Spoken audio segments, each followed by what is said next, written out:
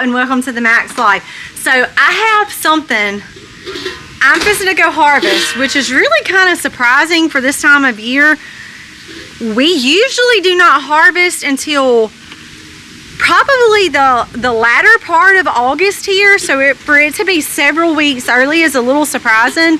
But I know if I don't get them now, that my biggest issue is going to be fighting the birds for these. Now, these berries are very unique and very special, and it has been a process to get my trees like I have wanted them these past couple of years, but it has been a journey nonetheless that I'm very thankful that I did because of the major benefits from these berries. So let's jump into them. I'm going to show you what's right behind me, and guys, these berries are ready.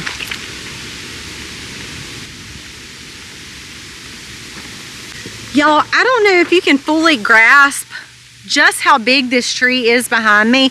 This is actually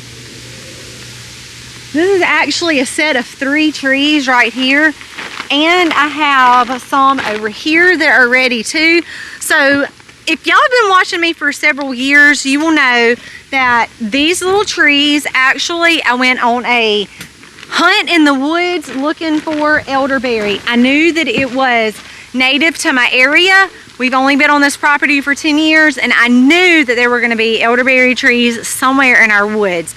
Now, lucky for me, I did find a tree, but it was in the most horrible location that you could possibly think of. And you see how tall they are and how big they are. And when I tell you that the underneath was like Snake Central, it was just not ideal. So I flagged those trees and gathered all the elderberries. I even went on the roadsides. If y'all have been with me for many years, you know, because you've seen footage of me literally even going to the roadsides to get these berries because they are so beneficial for our health. And the following February, which is when it's best in our area before the trees start actively growing, to, what she got? Baby. What is that? Elderberry. Elderberry.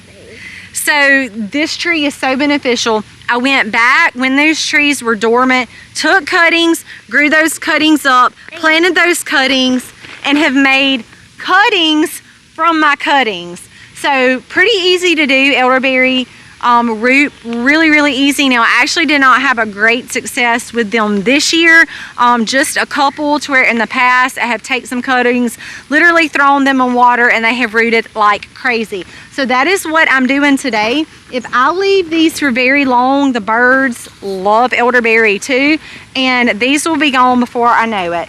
So you see that, Jan, watch out, buddy. So you see that these are big and absolutely beautiful right here, and I will literally just come in and snip this off, and then I will take all of these little extra branches and stuff off. I'm going to pop them over into the freeze dryer. Then I use all of those to make elderberry syrup, which is a wonderful natural tea that boosts your immunity. The list for health benefits just goes on and on. You guys can look those up. But massive tree right here. I'm about to harvest off this elderberry bush and the one over there. But if y'all see the clouds in the background, I have to move really quick or I'm gonna get rained on. Well, y'all, Jennings was helping me while I had a customer come by, and this is what you don't want to do, is pick any of the ones that have green on them. Just leave them be. You really want to go for the ones that are solid, changed. I mean, I consider that dark purple. Some people call them black. It is raining though, so I'm going to pick these really fast, and then I have to kind of go around to the yard. There are a couple other things that need to be tended to today, so I'm headed to do that.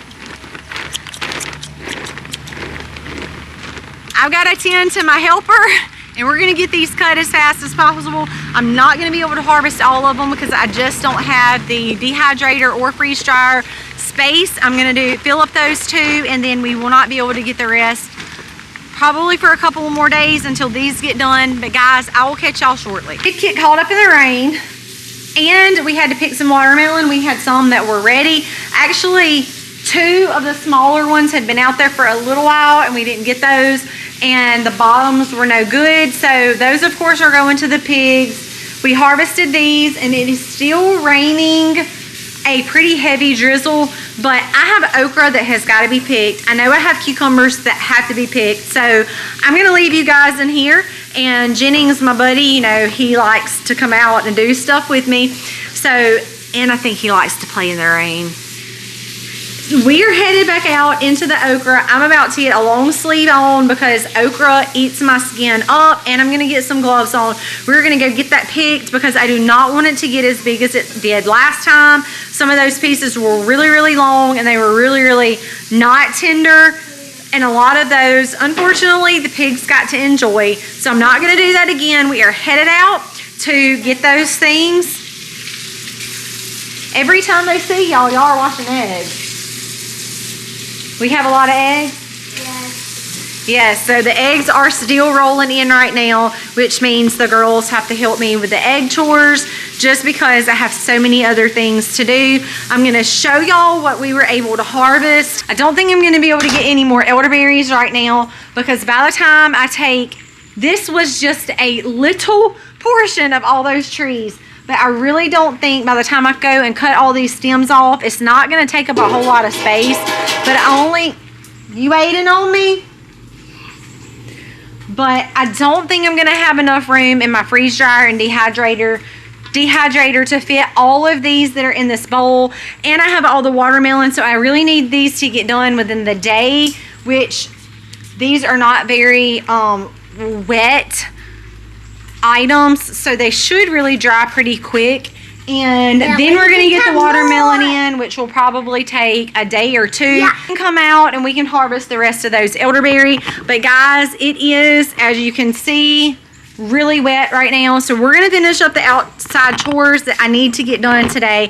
I just wanted to show y'all how cool it is when you can take a cutting from the woods, bring it to your property where it's so much more easily able to access. Makes a huge difference.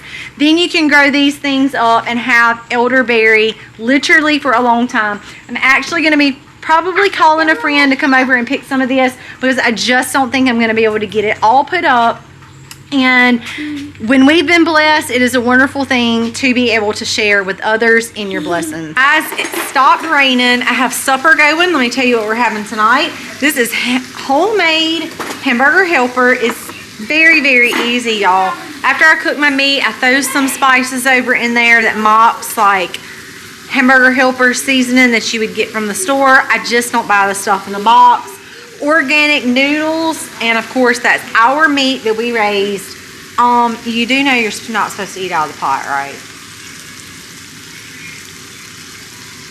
And I have kids attacking the bowl. So yes, it is that good. You can make homemade hamburger helper. I'm also doing squash and zucchini right here. Eliza is, what are you doing, Elizabeth? She is peeling some cucumbers for us, and that is going to be supper tonight. Now, I'm going to show y'all what else I was able to gather while I was outside today. That was cucumbers. Of course, some of these are good, and you can literally blink. We've had rain for the past 2 days. You can literally blink, and they're too big and not good. So I'm going to sort through those. I also have some okra in the bottom that I'm going to get washed and cut up. I'm about to prep my freeze dryer for the elderberry. I just did not bring that in because sometimes the bugs really like those berries, so I don't bring those in until last minute. So once we get done eating, the sink is going to get cleaned out. I'm going to wash up those elderberry. My dehydrator full. Then I'm going to load the freeze dryer, which is actually where I was headed right before I thought I need to give you guys an update of what's going on. And my freeze dryer is right here. This is my main kitchen pantry. You guys have saw me do some of this. I'm going to prep the freeze dryer. Basically, all I have to do, I cleaned it out a couple of days ago. So this comes off of my trays. This actually can slide out. And y'all have heard me talk about my freeze dryer many, many times before. And of course, during harvest season, it is used a lot. So get that back on. I'm going to get this shut up and turned on. And basically, this just needs to start cooling down. I believe the timer is 15 minutes. Once that 15 minutes goes up from the freeze dryer, I start getting my trays in there, and it's literally that easy, y'all. This is a very heavy, I actually wish I could weigh that. That watermelon is huge. This is about a medium-sized one, and these two are a little bit smaller, and the kids already took out one of the small ones. So this is also going to have to be run through the freeze dryer as well. We were able to get honey. I'm going to give y'all a peek at, this is our second 5-gallon bucket, and it is about this full. So about another 2.5 gallons, and this is beeswax. Now, the beeswax will hold some honey in it as well. That's when we put it in a strainer and get as much of the honey off as we can. And then I clean this wax up. It's not hard to do, but it is very messy, and it's not something that I love to do, even though it's not real complicated. But I have a whole nother video on cleaning wax. If you are ever able to get beeswax from a local beekeeper and you want to clean wax that is literally straight out of the hive, the only thing you need to do is really just designate a couple of utensils to that, because getting the wax off of that is not really fun. But I have a video on that whole process. It is over on Colby's channel, themacs, rendering that wax down. Like I said, it's not hard to do. It's just kind of a process that can get a little messy, because when wax gets on something and it dries, it doesn't come off real easy. Then I want to show y'all a lesson learned, a disaster for us, disaster in the prepping room.